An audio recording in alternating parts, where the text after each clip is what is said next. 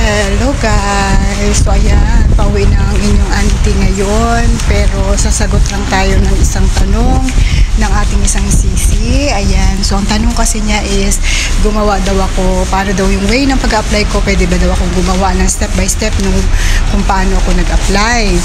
Wow! Ang galing sumayaw at ang ganda, ganyan ang mga dugong Pilipino. Ayan, upo muna tayo. So ngayon, ito siya, kasi yun is way back 2019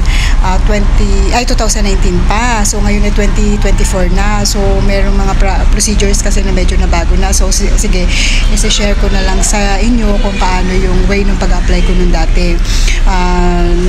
Kung di ako nagkakamali, by October yata yun. Bali September, nagtanong-tanong na ako sa sisi ko kung pwede ako pwede ba ako dyan sa Singapore. Sabi ko ganun sa kanya. Tapos sabi niya sa akin, pwede naman. Sabi niya gano'n. Tapos sabi ko sa akin, tulungan niya nga ako mag-apply dito. So, to tell the story short, sabi niya sa akin, may passport ka na ba? Sabi ko wala pa. Lakarin mo muna passport mo kasi yung mga agency, bago ka pumunta sa mga agency, bago ka nila tatanggapin, kasi magda-direct hired ako. Direct hiring is, it means na dito ako mag-a-apply sa Singapore, direkta sa agency dito sa Singapore, tapos sila magpa-process ng papers ko, tapos tsaka lang nila ako forward sa tie-up na agency nila sa Pilipinas. Ngayon, nung nag-apply, nakapag-apply na ako ng passport ko, sabi ko sa kanya may passport na ako, sige, sabi niya ganun. Tapos may pinorward siya sa akin na number nung agent. So guys, nag-agent ako. So yun, kasi wala nga talaga akong alam. Tapos siya, hindi rin naman niya din ako masikaso na kasi nga, tawag doon, isang agency lang kasi siya guys dito sa Singapore. And hindi ko alam din niya na nire-refer sa akin yung agency niya. So yun, kaya binigay na lang niya sa akin yung agent. Tapos yun ang kinunta ko. Via WhatsApp kami guys, nag-contact kami. Pinagawa niya ako ng WhatsApp ng friend ko. Tapos yun, kinunta ko siya sa WhatsApp yung aking agent. Tapos sabi ng agent sa akin, pinasend siya sa akin ng mga information. Sabi niya sa akin, passport muna. Pinasa ko sa kanya yung passport ko. Tapos nung screenshot lang ng passport ko. Tapos sabi niya, sige, bigay mo sa akin itong mga information to, sagutan mo to. Parang biodata siya guys. Sinagutan ko lang sa kanya sa WhatsApp. Tapos siya na yung gumawa. Noon sabi niya, gagawin kita ng biodata mo sa pasa ko sa sa agency na daw dito sa Singapore. Bali October noon. Tapos by November, sabi niya sa akin, may prospect na na employer yung agency sa Singapore. Pwede daw ba ako ma-interview? Ngayon sabi ko sa kanya, sige pwede naman. Sabi niya, kailan ka pwedeng ma-interview? Pwede ka ba sa ganitong araw? Tapos nung time na yun kasi, sabi ko, pwede naman kasi nagtatrabaho ako nun. Pero meron naman din ako, pwede din naman ako kasi sa waxing salon kasi pag wala ka namang kliyente, okay lang, hayahay naman din. Wala naman masyadong ginagawa talaga. Tapos kung halimbawa may ibang kliyente, may mga kasama ka din naman na pwedeng gumawa kasi pabor din sa kanila kasi may mga tip-tip kasi yan guys. So yun. Excuse me. Tapos sa CR lang ako nun guys. Sa CR lang ako sa salon kasi naka-makeup kami. So ginawa ko, tinanggal ko yung makeup ko. Pero naka-ponytail ako nun. Tapos yung agency ko, sobrang saglit lang. Sabi niya ganun sa agency ko sa akin sa Singapore. Sabi niya, tell me your name is Arlene ganun, blah blah blah. Tell me about yourself. And then yung sa siblings na, yung mga ganun. Tapos yung about sa background ko, kung may about sa na nag-aalaga ako na ganyan. Tapos tinanong lang yung about sa biodata ko. Ako lang ako ng oo. Tapos nun, okay, I will update you if may employer na nga daw. Tapos nun, okay na. Pakalipas ng mga ilang araw, sabi nung agent ko, meron ng may prospect na sa'yo, na employer na sa'yo. Kasi nga, noon kasi sabi kasi nung agent ko, kung halimbawa ba na papipiliin ka sa newborn, kids, or elderly, tapos given na yung may mga alagang hayop, ano ba yung pipiliin mo? Saan ka ba komportable? Kasi syempre iba-iba kasi yung specific kasi kailangan maano niya kung ano talaga yung pinaka ko kasi di ba iba-iba naman yung kakayanan natin. Tapos sabi ko yung kids, baka may ibang may ugali yan kasi hindi ko kamay yung paano nila palakihin. Tapos elderly naman, baka mamaya may may mga health issue, health problem, baka mamaya bedridden, so takot din ako. Sabi ko ganun. So sa newborn na lang kasi since nagananay din naman ako, na-experience ko na kung paano mag-alaga ng bata. Sabi ko newborn na lang. So yun sabi ng agent ko, mayroon na, prospect, talingan mo, ganun siya sa akin, chine-cheer niya ako. Tapos sabi niya, kailan bang pwede kang kausapin?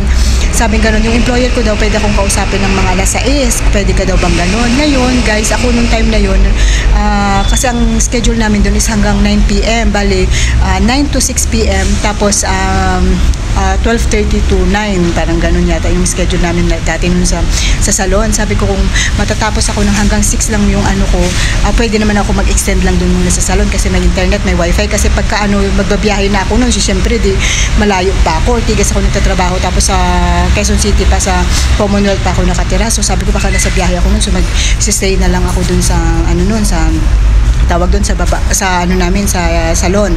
Tapos din ngayon, ay timing ng schedule ko noon is pang 9 naman ng gabi. Sabi ko sige, tapos in-interview ako sa CR lang ako, guys. Tapos CR o pantry. Basta hindi ko na masyadong sa CR kasi nila ko lang yun. Tapos in-interview lang ako, tinanong lang ako, naging honest ako na yun nga, tinanong lang ako kung paano yung way ng pag-aalaga ako ng bata, ganun. Okay din naman, mga simple question lang about sa sarili ko, ano yung ko. Tapos sabi ko magiging honest, at saka yung dapat efficient ka, tsaka yung madali kang matutunan, madali kang maka-adapt. Tapos yung sa pinaka naalala ko talaga nun is tinanong ako, can I see your nails? Doon sa salon, guys, kailangan medyo mahaba yung kuko mo kasi pag nagwa-wax ka para may kapitan yung wax. Tapos nung pinakita ko medyo mahaba, sabi nila okay, okay, sabi niya gano'n. For us, sabi ng employer, okay naman, nang gusto ka namin. Kaya lang, pag nakuha ka, kasi may pinagpipilian, nag-i-honest din naman sila, may pinagpipilian pa silang iba, may interviewin pa sila. Tapos, kung sakaling nakuha daw ako, gusto nila, pag nagpunta ako ng Singapore, is maiksi na yung kuko ko. Ayaw nila kasi baka daw mag-cause ng, hope you understand, kasi we don't want accident ka daw sa kids, sa newborn, gano'n. Baby, sabi ko, okay, yes ma'am, no problem, sabi ko gano'n. Hindi, okay naman na. Tapos noon, pagkalipas ng mga ilang araw, sabi gano'n, okay na, kwan ka na, pwede ka nang, hindi pa pala noon, magkalipas sa isang araw, tinanong ko, ba ako, naprobahan ba ako? Tapos gano'n, tapos sabi nung oo, naprobahan ka, pero pinaprocess pa, kasi nga, bago kasi yan, guys, yung mga employer natin makakuha ng helper sa atin, kailangan muna may mga ilang requirements yan na kailangan si Ministry of Manpower na ipasa nila bago sila maka-hired or ma-aprobahan na mabigyan tayo ng working permit bago tayo nila makuha as helper. So, ang nangyari nun, naghintay pa ako ng mga ilang araw nun.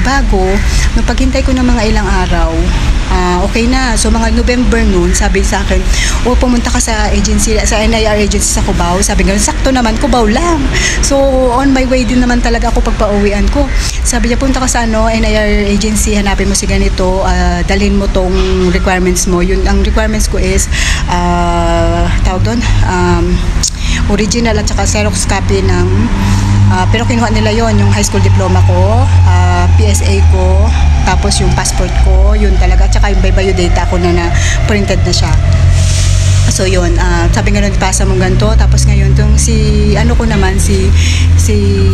agency ko sa Pinas, sabi sa akin, mag-medical ka. Sabi nga nun, magpa-medical ako. Tapos binigay na sa akin kung saan ako magpa-medical, din nag-medical ako. Ngayon, nag-medical ako, parang 3 days lang yata, na-aprobahan naman ako. Guys, yung medical, guys, is basic lang din naman ha. Yung physical examination, yung eye test, yung lungs, yung mga x-ray, tapos yung urine mo, yung dugo mo, yung mga tapos may mga psychological test pa yan, yung mga ganon. So yun, dinapasa ko naman siya, guys, wala namang problema. Tapos noon, pinaano na nila ako, di okay na. Then sabi nila ganun sa akin, o sige, mag-training ka na ngayon sa TESDA. Mag-training ako. Yung training, guys, is 5 days lang. Yung training namin, doon lang din sa taas ng agency. Guys, iba ang training at saka ibang assessment. Yung assessment is yun yung pupunta kayo, may mga assessors kayo, pupunta kayo doon sa ibang lugar kung saan kayo mag-hands-on. Yung may mag-grade sa inyo, kung babagsak ba kayo o papasa kayo, yun ay 2 days yun. Bali, 1 day is parang i-warm up kayo, tapos yung isang araw is yung parang actual na talaga yun. Pero yung training is yung nasa agency kayo na maggagawa kayo doon, kung ano yung gagawin, yung paano mag-vacuum, paano mag-beddings, yung mga ganon. Tapos, yun guys, yun lang din naman. Tapos nung ayun, na-delete yung aking continuation ng aking video. Ayun, tapos, ang tawag dito, nung nasa agency ako noon, time na yun, pinagawa lang kami, may pinasagutan kami sa parang internet noon, may binuksan kami na hindi ko alam kung anong tawag doon parang, ayun, nakalimutan ko, hindi ko alam kung OAC ba. Nakalimutan ko kung ano yun, kung sa OAC ba yun or Basta meron kami, nagbayad kami, meron doon na internet cafe, alam na nila yun kung paano. Basta tinuro kami ng agency, punta ka dito sa internet shop na to, tapos pabuksan kasi pinasa siya na maliit na papel no na yung parang website, sabing ganun, sagutan mo lang yun, tapos paprint mo yun, tapos ibigay mo sa amin. Bali yun ay parang nagbayad ako ng 25 pesos doon, na kasama na yung paprint at saka kasama na doon yung sila yung sumagot online, no information ko. Parang yung sa DMW na yata yun ngayon, yung ganun. Yun, tapos noon, di okay na. Naging waiting na lang ako noon para sa sa kontrata ko. Ngayon, hindi mag-forward yung contract ko noon. Nakapag na kasi ako noon nakapag na ako noon December, nakapag training na ako, di ba, ng test ako, tapos nakapag assessment na ako, nakapasa naman din ako. December 17 nangyari. Tapos noon, naghintay ako ng mga ilang araw, hindi daw ma-forward yung kontrata ko. Tapos nagpasko New Year, tapos yun, tapos January kasapusan kasi schedule nung panganganak nung amo ko kasi cesarean sila kasi kaya dito pala is nakaschedule kung kailan manganak. Dapat bago siya manganak, nandito na ako sa Singapore kasi tawag doon, magsiseminar pa ako ngayon. Hindi na niya ako nahintay, so nag-cancel na yung employer ko noon. Tapos sabi ko, na-stress na ako noong January yun kasi nga sabi nila hindi na nila ako mahintay kasi yun nga, manganganak siya. Tapos sabi ko, wala pang hinaan ako ng loob. Sabi ko dun sa sa agent ko, ano pa ba to, para pa ba sa akin, parang baka hindi na, sabi ko ganun kasi nag-cancel na siya. Sabi niya, huwag ka mag-alala, sabi ganun sa akin, hanapan ka na lang ng bagong employer at saka pa-priority ka ng agency kasi ka na, tawagan, may ka na kasi, meron na silang nagastos sa akin. Tapos sabi ko, kasi guys, wala talaga akong nilabas na kahit na pamasahe lang, Xerox lang, lamination, yung mga ganun, at saka yung print, at saka yung ganun lang yung nagastos ko. Pero yung sabihin mong mga medical, mga pag-process sa test daw, wala talaga guys, lahat yun, basta pinapunta lang niya ako, punta ka sa ganito, punta ka sa ganyan, ganun lang sabi sa akin ng agent ko. Tapos nun tawag dito, sabi ko, sige, naniwala ako sa kanya doon sa agent ko. Tapos tawag dito, sabi ng agent ko, hanapan na nga lang daw niya ako, so hindi daw ma-process ng NIR yung papers ko, dalhin niya ako dun sa isang agency na pwedeng tie-up din daw ng agency namin dito sa Singapore kasi meron sila sa Cubao, meron sila sa Quezon City, meron sila sa mga parte-parte ng yun ay yun sa Parañaque. Ngayon sabi ko, sige, sabi kong ganun kasi nga nakapag-resign, nakapag-file na ako kasi sa amin guys, pag magre-resign ka kasi is magfa-file ka 1 month before ka matapos talaga ng pala nag-resign ako ngayon, tapos magkailangan ko papasukan yung 1 month na yun para makahanap sila ng ibang kapalit ko dun sa work ko. Nag-resign ako noon ng first week ng January, hanggang January katapusan lang ako noon papasok. Kaya yun ang nangyari noon, sabi ko nakapag-resign ako, kaya na-stress ako noon, sabi ko paano yan. Hello Sisi, ayan, pasensya ka na kung medyo matagal yung request mo na step by step na paggawa ko ng tawag doon, yung kung paano ako nakarating dito sa Singapore. So yun, kung mapapansin mo naman, nag-start pa ako nung Sunday, hindi gumawa nito, laging nauudlot. So yun, laging yung sa damit ko, tingnan, mapapansin mo, pangatlong damit na to, so pang 3 days na to sis. So yun, pero I'll try my best kasi alam mo naman, pagka ako lang naman mag-isa, tsaka lang naman ako nag-video, pero pag may kasama ako, hindi kasi nakakahiya sa kanila, at saka pag gabi ayoko na nakaka-istorbo sa kanila na nagsasalita ako kasi syempre baka feeling ko maingay kasi pader lang pagitan namin. So hanggat maaari pag gabi hindi talaga ako nagkukos ng ingay dito. So yun, parang na rin respect sa privacy nila, ganun, kasi yun lang din yung time na pahinga nila. Pag araw medyo busy-busyhan sila, yung mga kasama ko dito sa bahay, kaya pag nag-video ako, mag-isa lang ako sa bahay, minimake sure ko mag-isa lang ako sa bahay. So yun, kaya nauudot-udot yung pag video ko. So yun, ang continuation ko is yung pumunta na ako dun sa Luzerne Agency, yun sa may Parañaque, yung kanilang accommodation, pinasa ko dun, yung kinuha ko yung requirements ko lahat na pinasa ko sa NIR, pinorward ko doon sa Luzerne. Tapos nun, kinontak ko na yung aking agent, sabi ko napasa ko na, tapos sabi nila sige, tapos sabi nung agent ko, kailangan mo daw ulit mag-medical kasi hindi na valid yung medical mo sa NIR. Ano lang yun guys December yata, mga first week yata ng December ako nung nagpa-medical sa NIR, January pa lang yun, I think ano pa lang nun, basta January yun nangyari na so isang buwan lang mag-medical ulit ako kasi kailangan daw kasi sa accredited ng Luzerne ako magpa-medical. So yun, so nagpa-medical ako nun guys. Usually kasi pag wala kang problema, after 3 days ano mo niya yung result. So same lang din naman kung ano yung medical ko dun sa NIR, yung physical examination, yung mga eye test, yung blood test, yung lungs, yung sa x-ray, yung mga ganun. Tapos yung syempre yung bandang puwete na ganun tayo, kung may almoranas or something, yon yung mga normal lang na kwan talaga. Tapos nung okay na, so sabi nga waiting ako for mahanapan ng employer. Tapos nung nagkaroon na ng employer, basta ang contact ko lang nun guys is hindi ako nagstay sa accommodation guys, doon ako nakastay sa ate ko, so waiting lang ako. Pero January kasi is still nagwo-working pa rin ako, although nagpasa na ako ng resignation letter ko noon, nagtatrabaho pa rin ako. Tapos sabing ganun sa akin, January din, nung time din na yun, sabi may prospect employer na para sa'yo, kailan ka pwedeng ma-interview. So yun, in-interview ako ng employer, tapos awa ng Diyos, kinabukasan din lang, nakapasa din ako.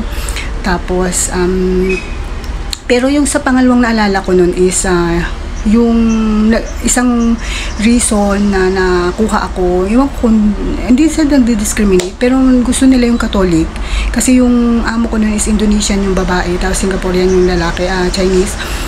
Yung babae kasi is Catholic, so nagustuhan niya ako na Catholic. so yun basta isa yun sa factor na nagustuhan niya sa akin, kasi may na-interview yata sila nun parang sa Mindanao, which is Muslim, gusto rin daw sana nila, kaso lang nga daw mas prepared nila ako, sabi ng employer ko, nakarating na ako nun dito, tsaka lang nila nakwento dahil nga sa religion ko. So yun, hindi ko alam, naikwento ko lang sorry hindi ko inaano yung mga Muslim, alam ko magbaitin kayo, pero yun lang, na isa lang na Tapos nung may employer na nga ako, so nag-waiting pa ulit ako, mga February noon. Sabi nila sa akin, sige, ilakad mo na yung OWA. Tapos kailangan mong kunin yung sabi ng agent ko, kaso gabi na, sabi gano'n kasi kinabukasan na daw yung late daw kasi nasabi sa kanya na meron na akong card na yung parang card na ipipresent mo na may schedule ka ng OWA ng time na yun, tapos pupunta ako dun sa lugar na yun guys. Talagang puro, hindi ko talaga alam yung mga lugar, tanong-tanong lang talaga ako, basta sinabi ng agent sa akin ganito pupuntahan, ganito ganyan. Ang ginawa ko, pati ate ko tinanong kung paano pumunta sa lugar na yun kasi hindi talaga ako familiar kung saan yung mga lugar na sinasabi.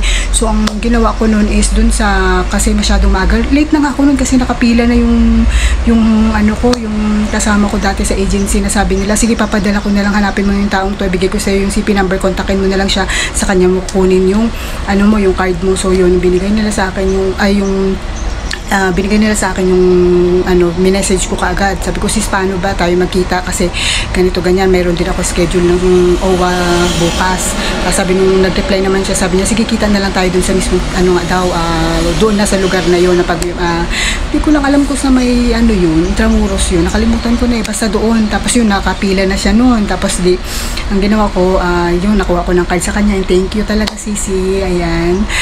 Hindi ko alam kung Rosemary Chua or Anne-Marie Chua yung name niya. Hello sis. Pero magka-friend pa rin kami sa Facebook, tapos minsan nagchat pa rin kami hanggang ngayon. Pero sa tagal na namin dito sa Singapore, nandito pa rin siya sa Singapore, hindi pa kami nagkita. So yun, hello sis. So yun, tapos nandun na, after ko ng OWA, rin ako, in-schedule din ako ng PIDOS. Wala akong guys binayaran pamasahe lang mga Tapos syempre may nag-offer ng, tawag doon, ang BDO Kabayan, kumuha kayo guys. Malaking bagay yun. Iwanan nyo ang ATM sa pamilya nyo, dalhin nyo lang yung passbook nyo. Tapos kasi yun yung way ng padalahan nyo guys, para mamura kasi dito pag bank to bank ang malit ang service charge. Alam mo naman, monthly tayo magpapadala sa Pinas kasi yan na talaga ang buhay ng OFW yun. So kaya yung Sisi, afternoon, naghintay lang din ako. Tapos nung okay na yung OWA PIDOS ko, sabi sa akin ng agent ko, March na yun, sabi ng agent ko sa akin, medyo matagal din yung paghintay ko. Sabi ng agent sa akin, okay na, tawag ito, doon ka na matulog sa agency kasi sa may accommodation daw sa Paranaque kasi kinabukasan ng gabi flight mo na. So ngayong gabi pinatulog na niya ako doon, tapos kinabukasan ng gabi ang flight ko. So bali guys, 2,000 lang nung time na yun yung baon kong pera. Ang pamasahe ko pa sa taxi noon is 500, ako lang kasi mag-isa. Pero pag may kasama daw ako, sabi nung staff doon is baka may kahati ako, pero yun nga, ako lang mag-isa. So yun lang sisi ang ano ko, ang karanasan ko. Bali hindi kasi ako nagstay sa accommodation, so iba-iba kasi yung magiging way natin, depende sa magiging sitwasyon mo. Pero dun sa agency ko wala po kasi akong binayaran, kaya malaki yung deductions nila sa akin. So yun sisi, sana nakatulong yung ano ko. So pasensya ka na ha, medyo matagal ko nagawa ng video. Ayun, yung pagdating naman dito sa Singapore noon, sa tawag ito, nandun ako sa Changi Airport kasi ang tawag nila dito. Merong nag-ano sa akin dun, may nag-pick up sa akin na driver, tapos diniretso ako sa medical bago ako dinala sa agency. Tapos noon naghintay ako ng bukasan ng schedule ko para sa settling in program ko ng MOM, which is requirements dito. Kasi dito guys, ang MOM is Ministry of Manpower, ibig sabihin mga ano yun, na mga nagtatrabaho, yung sa parang doli ang katumba sa atin. Meron din dito MOE, Ministry of Education, MOH, Ministry of Health, yung mga abbreviation nila. So tayo is yung pag mga manggagawa tayo ng mga foreigners, Ministry of Manpower tayo guys. So yun, mga empleyado. So yun lang sisi, ulitin ko. Salamat sa pag-comment sa akin. Bye bye.